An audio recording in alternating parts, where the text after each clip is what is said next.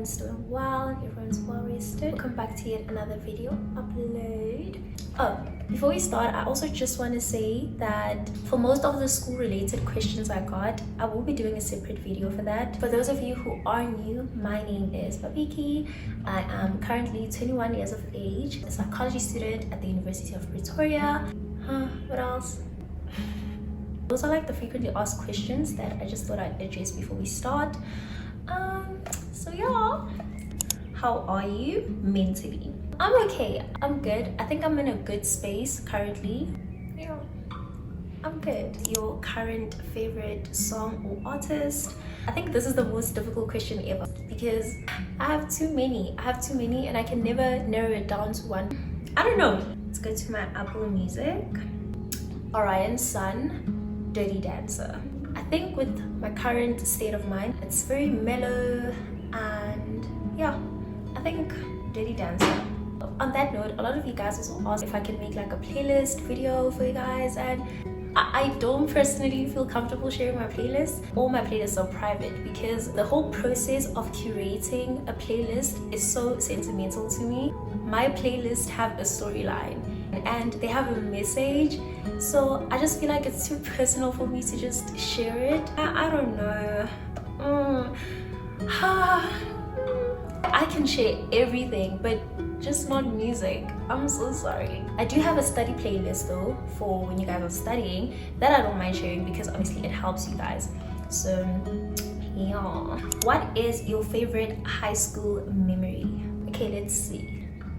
I think I can think of two right now. The first one was when I was in grade 10 or grade 11, I'm not really sure. We were attending IT.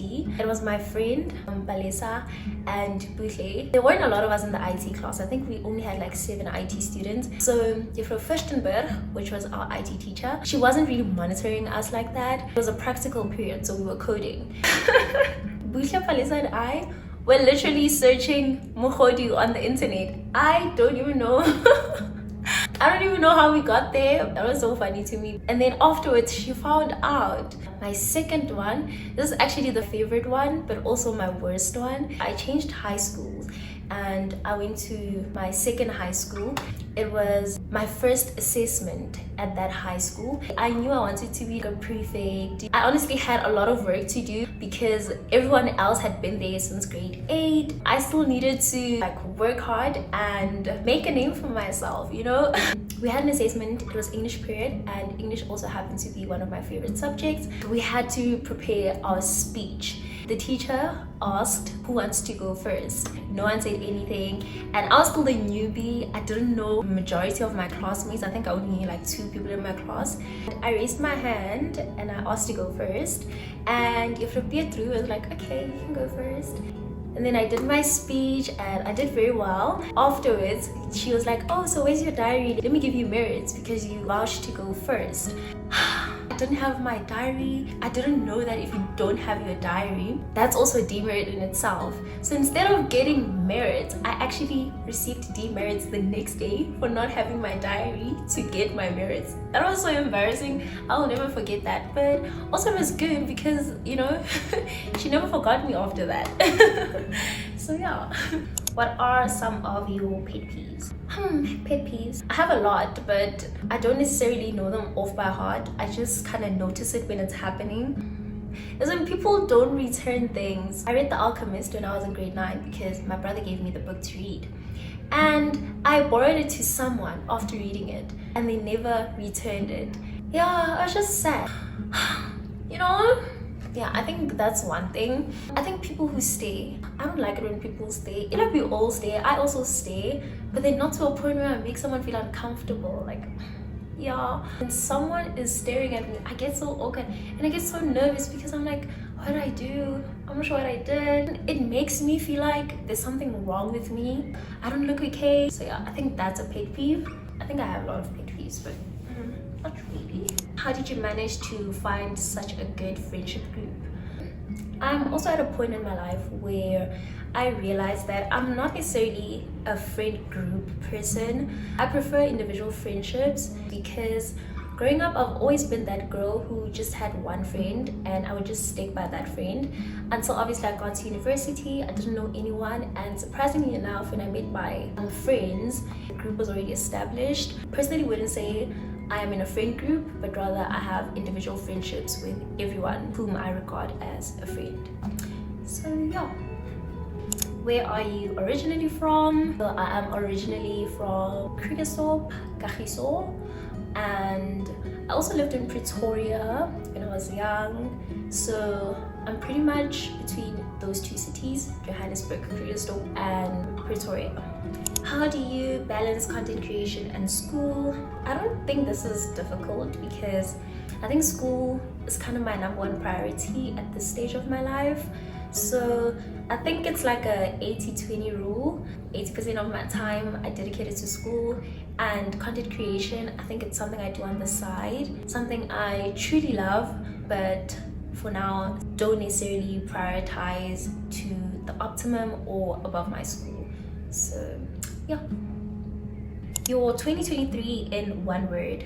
I think it has been a bit inexplicable. I don't know how to describe it. I don't know. I don't know. I wanted to say don't know, but that's 2 words, so inexplicable. There's just been a lot going on. I don't even think I have the perfect word to describe it. So what better word than one that does not describe anything? So yeah, that's the word, inexplicable. Your idea of a perfect date. I think we actually had a conversation about this the other day. Sunset, cute picnic, sunflower field in the background, just yeah, sunflowers. That's like an idea of a perfect date, as long as I'm happy within that specific moment. Cute laughter, conversation, and yeah. Do you like clubbing? Guys, no.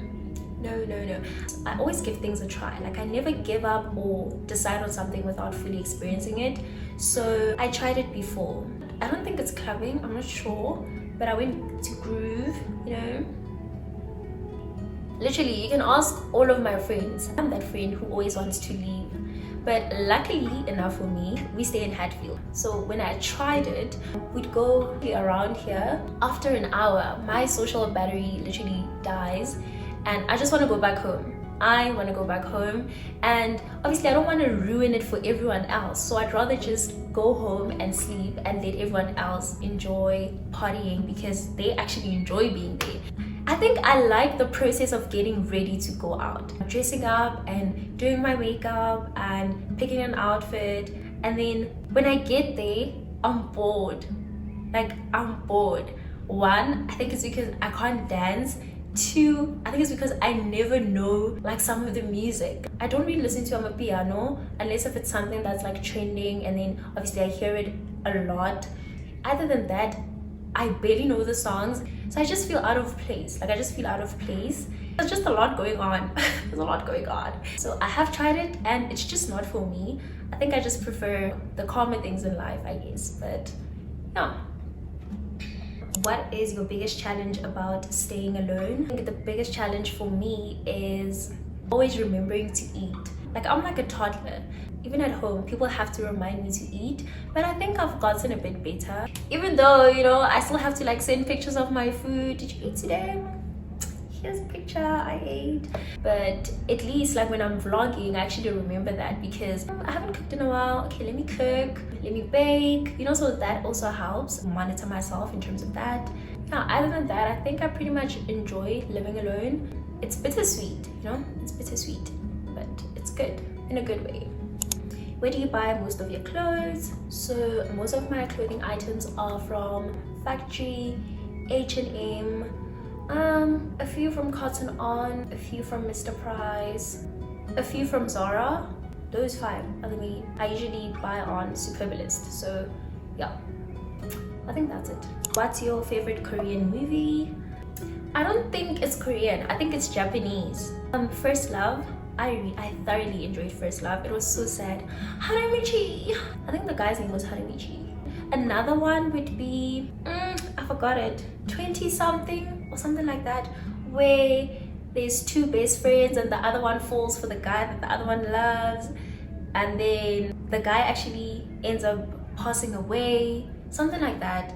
That movie was so sad. I was not okay because that ending was just cruel. I did not expect that ending, but that was so sad. Who are some of the South African YouTubers you watch? I don't really watch a lot of South African YouTube, simply because I don't really watch a lot of vlogs. Like the content that I put out, I don't really watch a lot. Guys, when you get into my YouTube, it's mostly ASMR. I'm not even lying. It's actually go to my YouTube, literally. And also other weird things. Painting ASMR. I also enjoy watching Cut a lot. Oh, and then I also liked watching Caught in Providence. I remember there was a straight A student who was arrested. That was so interesting. But they ended up giving her a chance. Yeah, I just watch random things. This morning I was watching this other documentary about two children who are actually raised non-binary. They do not even ascribe to pronouns. I think they're called hen, and this is in Sweden also. So that was quite interesting. Guys, I watch a lot of weird things. I don't think I watch a lot of vlogs like I used to, but not so much anymore. I think it's because I make vlogs, that's why. But some of the South African YouTubers that I do watch, I'm not gonna say their names because if you're a real one, you'll actually know.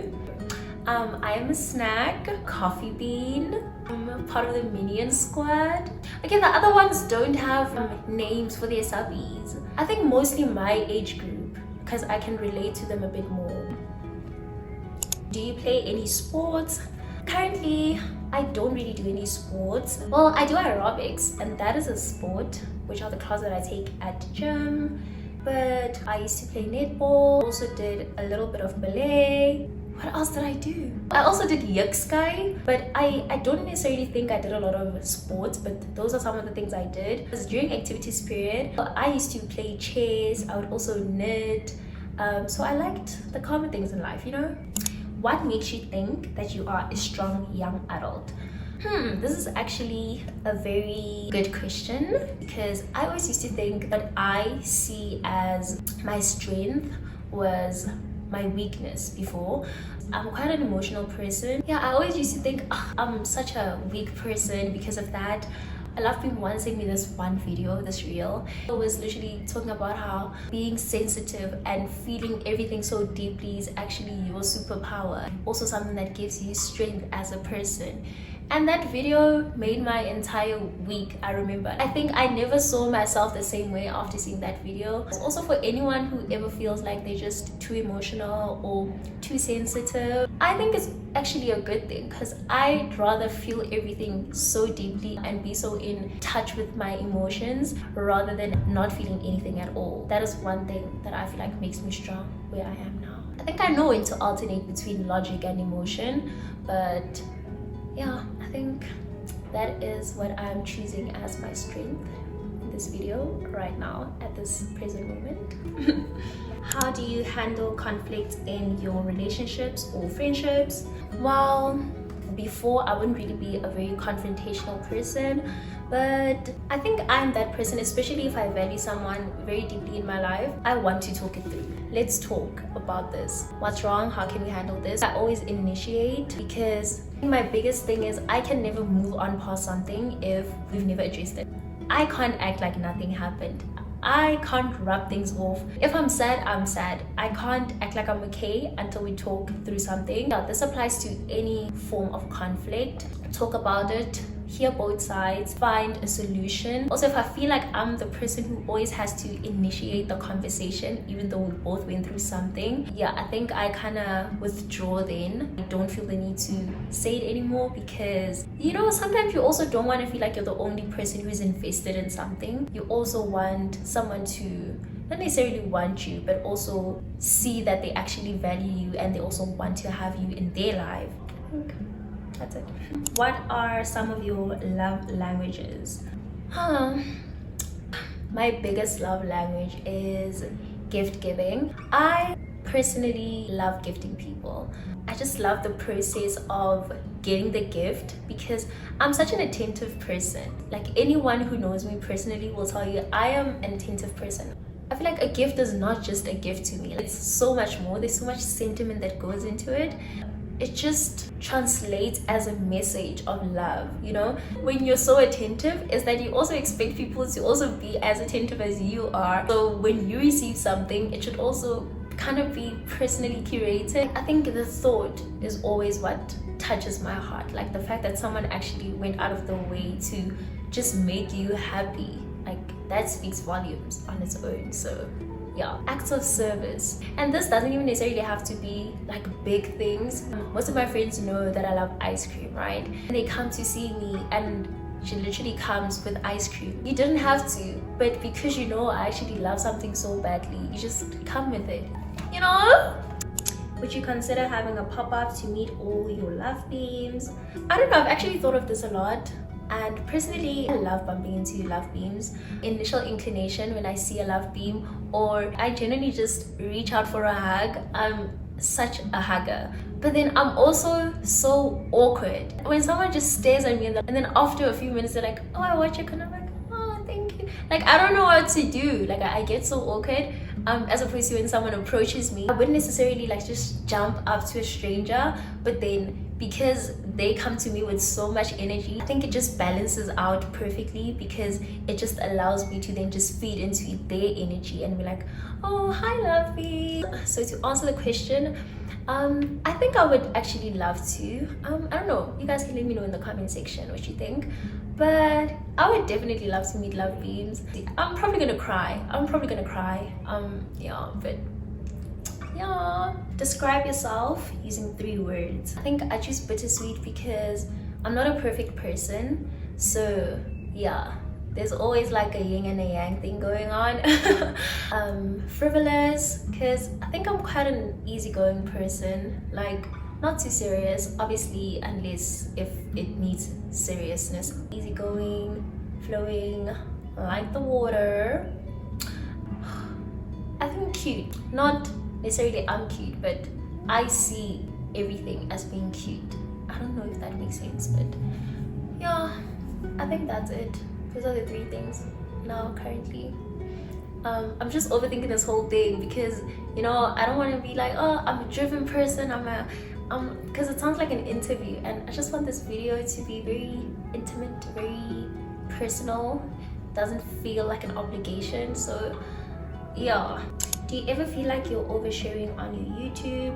I wouldn't say so. I think more than anything, you kind of have control over what you put out there. I personally just share the things that I'm comfortable sharing with. It's your channel. Just do whatever makes you comfortable. Can you please have dating advice?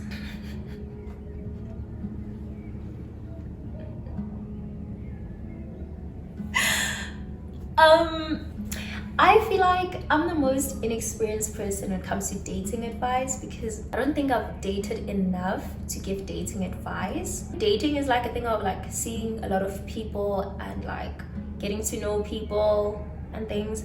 According to my understanding, that is what dating is. And I don't necessarily think I've had enough experience to say anything in those lines. Yeah, from what I've heard, it is hell in there. It is the trenches. It is not good. That's the only advice I can give. How do you deal with your bad days? If you watch Gilmore Girls, you will understand the next reference. I wallow when I'm having a bad day. I wallow, guys. So basically, when you wallow, you just watch something you thoroughly enjoy. You eat a lot of ice cream, eat a lot of chocolate. I'm not really a chocolate person, so I kind of abstain from eating that, but I like dark chocolate, however. For me, my catharsis is literally bawling my eyes out. That is how I externalize any emotion that I'm feeling inside. I cry. Sometimes I also play gospel or just a calm playlist, anything that just calms me and makes me feel like everything's gonna be okay. If I'm going through something really serious, I need to call someone. And the next day, it's like nothing ever happened, because I dealt with it through my tears. I externalized it through crying. Any childhood traumas? I actually have a childhood trauma. Guys, also, I realized that I had this childhood trauma when we were studying phobias last semester, child psychopathology. I realized why I'm scared of cats. This is because when I was young and I was visiting my grandmother, we actually went to play at our neighbor's house. They had like cats, right? And the cats had recently had kittens. And I think I reached out for the kitten and it scratched me. And obviously that cat became the phobic object. Till this day, whenever I see a cat, I run, I scream, I look away, I have an episode. I think something also is a bit traumatic. I was in a car accident when I was young. Also kind of traumatized me because I can't cross the road on my own. I do it sometimes. I don't think I'm comfortable crossing the road. Like I'm extra cautious and I'm always scared because of that. I'm just scared of cars. I'm scared of crossing the road because I've been in a car accident. Well, I was in a car accident when I was younger. So yeah, guys. Whew, yeah, no, we are talking today. We are talking. What are the settings to your phone camera and how do you edit and take your pictures? I don't have camera settings. I literally just switch on my camera and I just start taking pictures and videos. I'm not really so concerned on everything being too perfect. As long as I just get it, like that's all that really matters. It doesn't really have to be too perfect. So yeah. What do you think is the biggest misconception about YouTubers? I think personally, I'm speaking for myself. When people think you're putting your whole life out there, because when I'm putting out a video, it's a video of an entire week, but I literally only film like 10 minutes of my day every day. So it's not my entire life. And sometimes I film twice a week, you know? So yeah, I think that you don't necessarily put your whole life out there, but you put parts of your life out there. So I think that's it for me, the biggest one so far. How many languages do you speak? Speak English. Ek praat Afrikaans. Ke bua Setswana. What's Setswana, guys? Like, ke batla bua Setswana sa ko Mafikeng, you know? Bo nya, sako ziras, you know, sako Botswana. Bo Bana sejanaga sa feta. A re yeng kwa lebenkeleng. Morutabana. You know, ke batla bua Setswana seo. Mara ke bua Setswana sa ko Kagiso. So it's not like that. But that's the Setswana I like, you know? Yeah, in first year I took Setswana as an extra elective because I just wanted to connect with my roots. I wanted to become more fluent in reading Setswana as well as in writing Setswana because I could just speak it well but not necessarily write and read it well. And then nesiZulu, mina ngiyazikhuluma isiZulu mina. Ngiyumzulu qho. Guys, ngiyumzulu mina ne. Angifuna izinto eziningi intombi yomzulu ene ngifuna ukuba intombi yomzulu ngoba mina ngifuna bayibizani lento le athi lento le mawugitha uyintombi une-21 umbelo umemulo ngifuna umemulo nge-umbrella yami ihamba ngigcoke ngiyumzulu mina ngiyumzulu. Okay, and my dad is Ndebele, so I speak 0.2% of Ndebele because I know how to say mrazana and msana, which is boy and girl. There's lip gloss on. This tea is so cold, but like it tastes nice when it's cold, you know?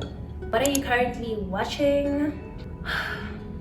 But just finished watching The Summer I Turned Pretty. I have been Team Jeremiah throughout, like ever since I started watching it. Oh my goodness. Sorry, this is a spoiler alert. Fast forward. I'm so sad because I don't like how it all played out. I don't like the fact that now Jeremiah and Billy are together. How it happened, it's not cute. Like, it's not cute. I just feel like Jeremiah deserves better and Conrad and Billy just deserve each other. Also, not Conrad saying, my sweatshirt looks really good on your balls.